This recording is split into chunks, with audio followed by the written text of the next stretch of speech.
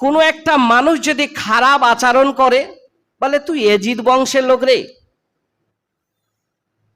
কোনো একটা মানুষ, কোনো একটা বন্ধু বন্ধুকে কথার মারপিটে বলে যে তুই এজিদের মতন তোর কাজ মানে কার্যকলাপগুলো, তোর কর্মগুলো সব এজিদের মতন হয়ে যাচ্ছে। আচ্ছা, সার্বিকভাবে এই ভাষাটা কি দাঁড়াচ্ছে? এজিদ লোকটা অত্যন্ত খারাপ, জঘন্য, তাই না?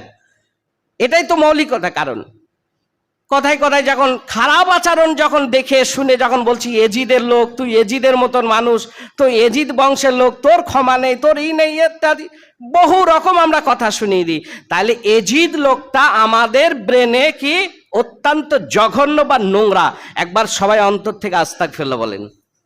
লোকটা নোংরা লোক নয়, খারাপ লোক নয়, লোকটা জান্নাতি না জাহান্নামী এই সার্টিফিকেট আপনাকে দেওয়া হয়নি। এটা বলা